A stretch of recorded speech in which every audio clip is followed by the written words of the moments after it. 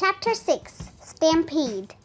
Wow, whispered Jack and Annie together. Black Hawk looked silently at the grazing buffalo. Hand me the research book, said Jack. Annie lifted Teddy out of the bag. Then she slid the book out and gave it to Jack. He found a picture of a buffalo herd. He read to himself. The true name of the buffalo is bison. At the beginning of the 1800s, there were 40 million bison on the Great Plains. 100 years later, there were less than 300. Almost all had been killed by white hunters and soldiers. Jack looked back at the vast herd. As far as he could see, there was nothing but buffalo. Now Jack knew for certain they'd come to the time before the white settlers and soldiers had arrived, before the end of the great buffalo herds. I have been on many hunts, Black Hawk said, his eyes still on the buffalo. Were you scared? Said Jack. Black Hawk shook his head. You're really brave, said Annie. Black Hawk smiled proudly. I will show you how a brave hunter moves, he said. He slid off his pony. Wait, your grandmother said not to hunt, said Annie. Plus, you don't have to wear a wolf suit. I am not afraid, said Black Hawk. I don't think you should go down there, said Jack. There's no grown-ups around. But Black Hawk wasn't listening. He began creeping on all fours toward the buffalo. I have a feeling something bad is going to happen, said Annie. Jack had the same feeling. He looked back at the book. A bison can weigh 2,000 pounds and stand 6 feet high.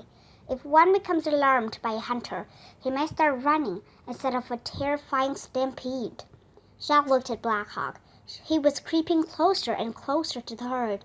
Jack's heart pounded. He wanted to shout, "Come back!" but he didn't want to scare any of the huge, fierce-looking animals. Keeping his eyes on Black Hawk, Jack handed the Plains book to Annie. She slid it back into the bag beside Teddy. Black Hawk stopped just as he was passing the nearest buffalo. His eyes squeezed shut. His nose wrinkled up. His mouth opened. What's he doing? Asked Jack. Choo! Black Hawk sneezed. Uh-oh, said Annie. The huge buffalo jerked his head up. It made a low moaning sound. Then it pointed his horns and charged. Watch out! Cried Jack. Black Hawk threw himself out of the way of the charging buffalo. A ripple went through the herd as other shaggy animals looked up. Suddenly, Teddy jumped out of Jack's arms. He landed in the tall grass and ran toward the buffalo. Teddy! Shouted Annie. The dog tore down the hill. He bounded along the edge of the herd, barking furiously.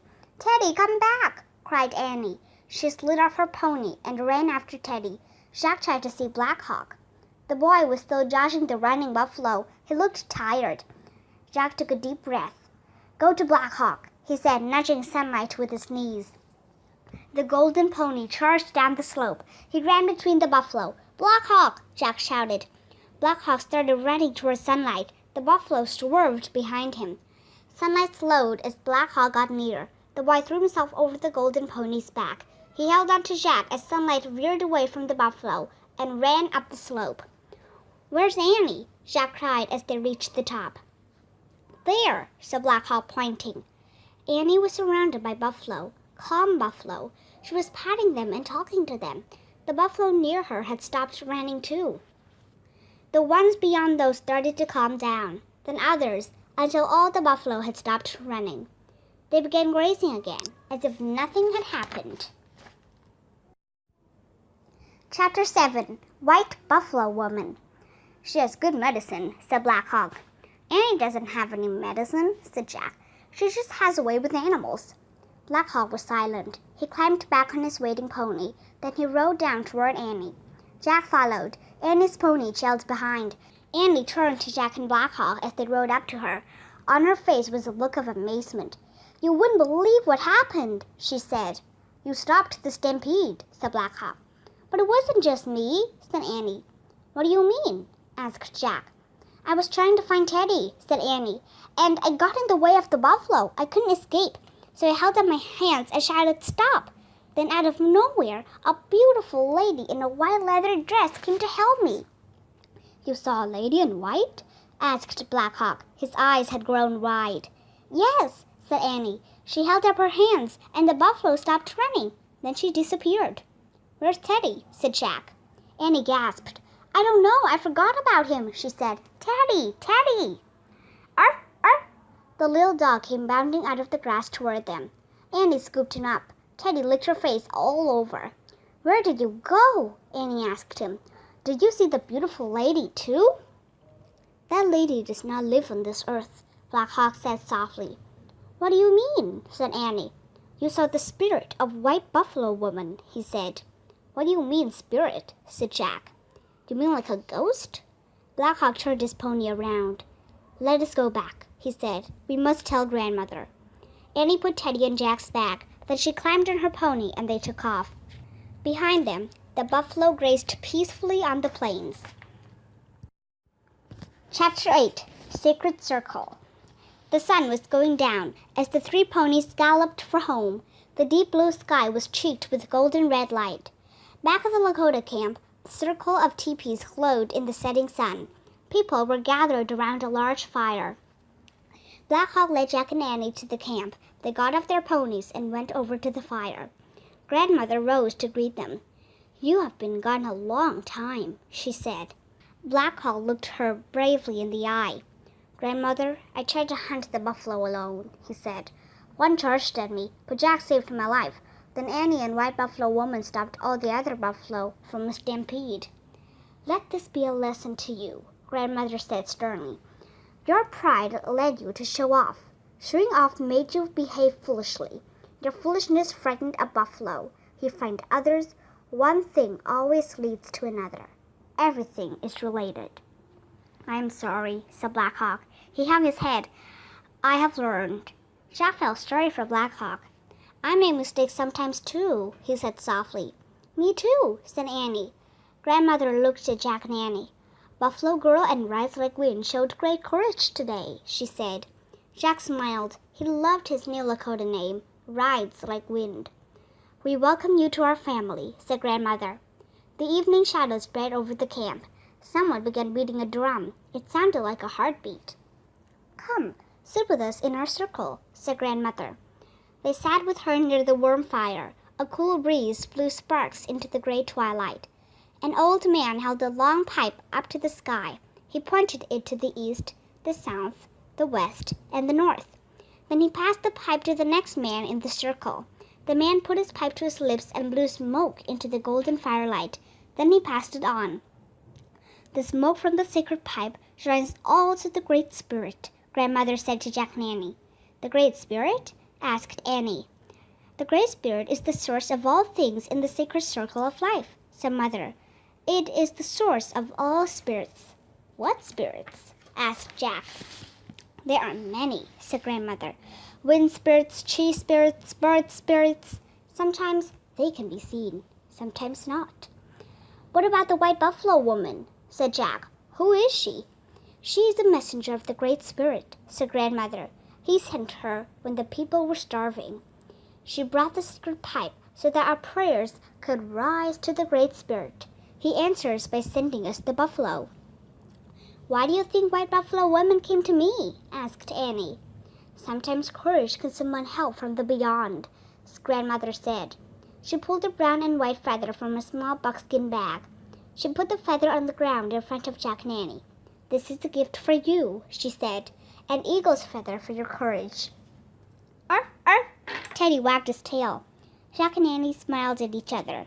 The eagle's feather was their gift from the prairie blue. Their mission was complete. The chanting and drumbeats grew louder and louder. Then they stopped. The old man held the pipe up to the sky. All things are related, he said. The pipe smoking ceremony was over. The sky was dark and filled with stars. One by one, people rose from the circle and went to their teepees. Jack put the eagle's feather in his bag and yawned. We better go home now, he said. You must rest first, said Grandmother. You can leave in the dawn. Good plan, said Annie. She was yawning too. They went with Grandmother and Black Hawk to their teepee. Grandmother pointed to two buffalo robes that lay to one side of the still burning fire. Jack and Annie stretched out on them.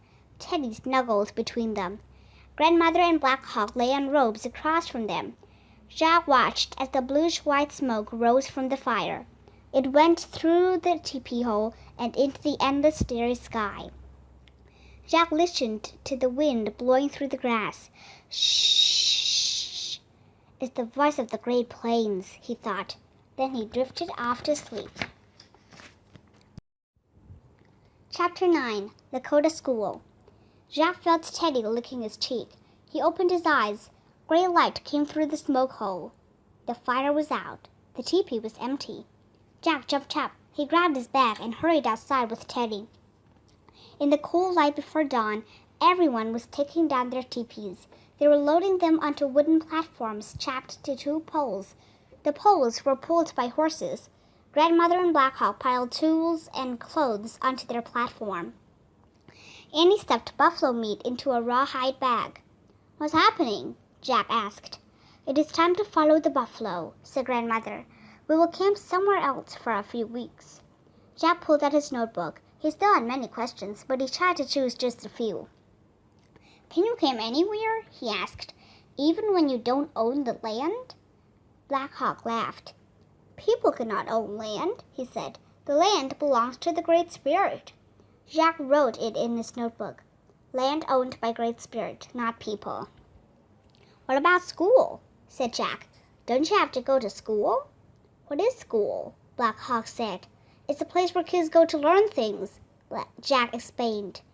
Black Hawk laughed again. "There's not only one place to learn," he said. "In camp we learn to make clothes, tools, and teepees. On the plains we learn to ride and hunt. We look at the sky and learn courage from the eagle." Jack wrote, "Lakota School is everywhere."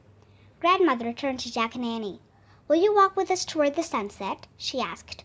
Jack shook his head. "We have to go the other way," he said, "toward the sunrise." "Thank you for the eagle's feather," said Annie. "Let your thoughts rise as high as that feather," said Grandmother. "It is good medicine." "What does that mean?" Jack asked. "Good medicine." "Good medicine connects you to the world of the spirits," she said. Jack nodded, but he still didn't really understand. "Goodbye, Buffalo Girl and Rise Like Wind," said Grandmother. "We wish you a safe journey." Jack and Annie waved. Then they started walking back the way they'd come. Teddy ran ahead of them. At the top of the rise, they looked back. Grandmother, Black Hawk, and the rest of the tribe were watching. Jack and Annie both held up 2 fingers for friend. Then they took off down the slope. They ran across the prairie, through the tall, whispering grass, all the way back to the tree house. Annie put Teddy in the leather bag. She and Jack climbed up the rope ladder. They looked out the window one last time. The ocean of grass was golden in the early sunlight. By now, the Lakota are walking west, Jack thought. "Soon everything will change," he said sadly. "The buffalo will vanish. The old way of life of the Lakota will vanish too." "But the Great Spirit won't ever vanish," said Annie. "It will always take care of Black Hawk's people." Jack smiled. Annie's words made him feel better.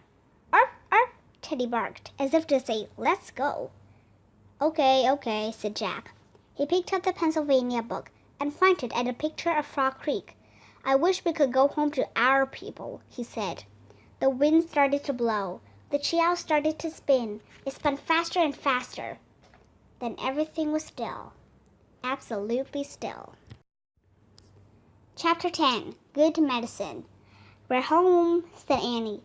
Bright sunlight flooded the treehouse. Teddy licked Jack's and Annie's face. They were back in their jeans and t-shirts. "Hey, Sully," Annie said to the dog. "Now we have the second thing to help free you from your spell." She took the eagle's feather out from Jack's backpack. She put it on Morgan's note, next to the silver pocket watch from the Titanic. "Now we have our gift from the Prairie Blue," said Jack. "Let your thoughts rise as high as this feather." "Hey, I just had a thought," said Annie. "What?" said Jack. "I bet Teddy had something to do with White Buffalo Woman," she said. "Why?" asked Jack. "1 second Teddy disappeared in the grass, then White Buffalo Woman appeared," said Annie. "When White Buffalo Woman disappeared, Teddy appeared." Said Jack. He stared at the little dog. Teddy tilted his head and gave Jack a wise look. "Well," said Jack, "maybe Teddy has good medicine." "Now you understand," said Annie, smiling.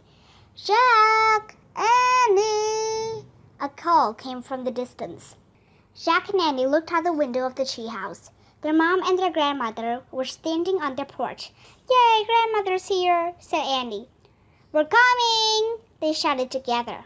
Let's put Teddy in your backpack, said Annie, so we can take him home with us this time. Okay, said Jack. But when they turned around, the little dog was gone. Teddy? Said Annie. There was no sign of him. Oh, man, as soon as we turned our backs, he slipped away, said Jack. Just like last time. Don't worry, said Annie. He'll find us again soon, I'm sure of it. She started down the rope ladder. Jack grabbed his pack and followed. As they started for home, a wind gushed through the trees. Jack stopped for a moment to look at the woods. Branches waved their leaves. Birds left the branches and swooped up into the blue sky. Black Hawk's grandmother's right, he thought. All things are related.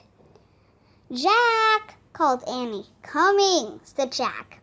He hurried to catch up with her. Together they ran out of the rockery woods, up their street, and into their own grandmother's arms.